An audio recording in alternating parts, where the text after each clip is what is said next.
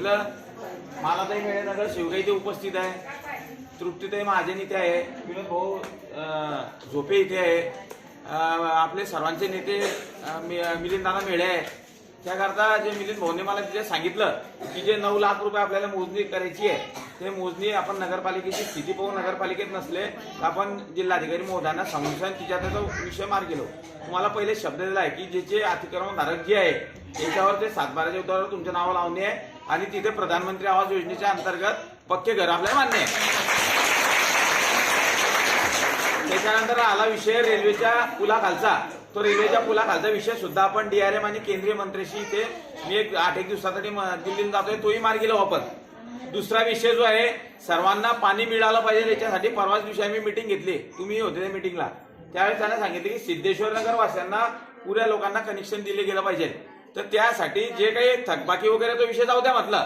जे लोक आहेत, जे नागरिक राहत आहेत तिथे, त्यांनी तुम्ही जे आहे ते अधिकृत जे नियमाची पावती ते फाळून टाका. ते पावती फाळा. त्याच्यानंतर आपलं कसं त्या अधिकृत जे आपण रेग्युलाइज करणार आहे घर त्याला ते पुरावा त्या माध्यमातून झालो. आणि ज्याचे ऑलरेडी कनेक्शन आहे त्याला त्या कनेक्शनच्या माध्यमातून ते देणारच आहे, ते काही पैसे भरायची गरज नाही. आणि रस्ते आणि गटारीचा जो विषय आलाय तो आपण नगरपालिकेच्या गटारीचा विषय जो आहे तर आपली भूमिगत गटार योजना ही आपली मंजूर होते 8 दिवसामध्ये. त्याकरता ते गटर डायरेक्ट अंडरग्राउंड गटरी होतील. त्याकडे गटरी आता काही डबल काही करता येणार नाही. त्याकरता रस्त्याचा जसा निधी आता उपलब्ध होईल नगरपालिकेला तसं सर्वप्रथम प्राधान्य आपण आपला जो वार्ड जो आहे सिद्धेश्वर नगर सहित आपला 10 नंबरचा त्या वार्डाला त्या माध्यमातून याच्यात प्राधान्य दिलं जाईल. आणि गावातही त्या माध्यमातून सर्वांची जे रस्ते आहेत तिथे देऊ, पण प्राधान्य आपण तिच्यात देऊ. त्यानंतर आला रेशन कार्डाचा विषय. आता ज्यांना रेशन कार्डावर धान्य भेटत नाही, आपण जे 650 रेशन कार्ड दिले होते तुम्हाला, बरोबर आहे, तिच्यातल्या काही भेटत नाही आहे, तर ते धान्य कसं त्या माध्यमातून सुरू करता येईल याच्यासाठी तहसीलदार आता काल मी कलेक्टर साहेबांना भेटून निवेदन दिला त्यांना की जे आमच्या सिद्धेश्वर नगरमध्ये गरीब लोक राहतात त्यांना तिथे धान्य मिळालं पाहिजे. त्यांनी सांगितलं मी तहसीलदारला तिथे पाठवतो, तहसीलदार मॅडम इथे येतील, आपण सगळी चौकशी करू, कॅम्पस आधी वरंगावला ठेवू. आणि आपण त्यांना हे बी सांगलाय की तहसीलची एक शाखा जी आहे त्या वरंगावची आपली जुनी इमारत जी आहे त्या इमारतीमध्ये ते शाखा जी आहे ती तिथे सुरू करा, म्हणजे आपल्याला भुसावळला जायची गरज पडणार नाही. संजय गांधी असे काही असे जे हा, तर ते आपण मान्य केले. आपण एकीकडे सरकार म्हणते की शासन आपल्या दारी, त्यामुळे ते शासन आपल्या वरंगावला त्या माध्यमातून तिच्यात आणायचं आहे. त्यासाठी सुद्धा प्रयत्न आपले सुरू आहे. दादांनी सांगितले की आमची मालाताई 1 महिन्यानं उपोषण करेल, ताईला उपोषण करायची गरज पडणार नाही. आता कसं आहे, आता आपण आता बसले 1 महिन्याच्या ऐवजी 2 महिने होऊ शकता, मागे पुढे होऊ शकता. त्याकरता सर्वांनी आपल्याला सांभाळायचा आहे. सर्वात पहिले सिद्धेश्वर नगरचा प्रश्न हा आपण मार्गी लावू म्हणजे लावू. आणि आता आला विषय राखेच्या बंडाचा सुद्धा आजच मुख्य कार्यकारी मुख्य अभियंता जे आहे त्यांच्याशी बोललोय मी आणि त्यांना कालच पत्र व्यवहार केलाय की जे आपले ट्रॅक्टर घरी आहे त्या ट्रॅक्टराचं राखाड जी आहे ती चालू झाली पाहिजे. नाही तर आपण स्वतः मी तरी तुमच्या पुढे ट्रॅक्टर घेऊन सगळी, कारण की आपण ट्रॅक्टर होतो बंडामध्ये ट्रॅक्टरच्या माध्यमातून तिच्यामध्ये नेऊ. त्यासाठी तुमचा जो प्रश्न रोजगाराचा जो आहे तो रोजगाराचा प्रश्न सुद्धा मार्गी लावण्यासाठी प्रयत्नाच्या माध्यमात तिच्यात राहतील.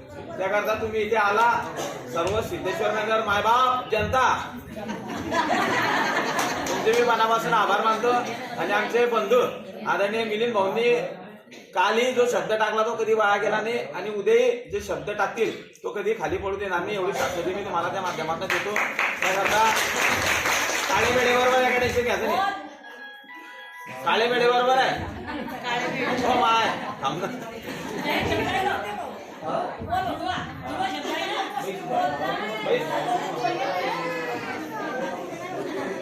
बा सामान्य नागरिक हे कोणती त्याकरता मी जनतेला आव्हान विनंती करणार आहे की नगराध्यक्षाचं दालन हे तुमचं आहे.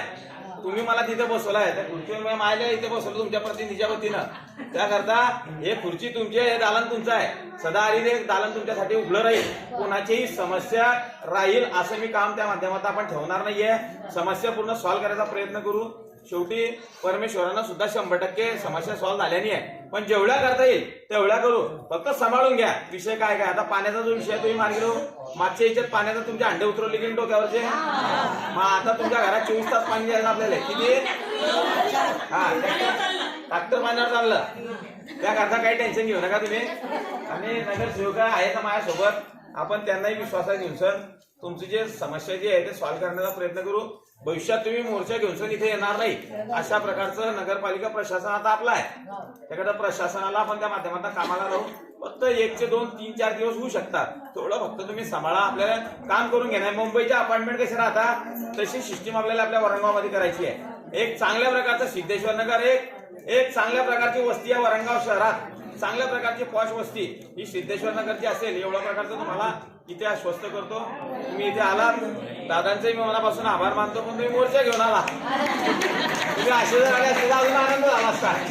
पण असो, काही विषय नाही आहे. आपलं सरकार आहे महाराष्ट्रात, भारतीय जनता पार्टी, शिवसेनेचं, राष्ट्रवादीचं आपण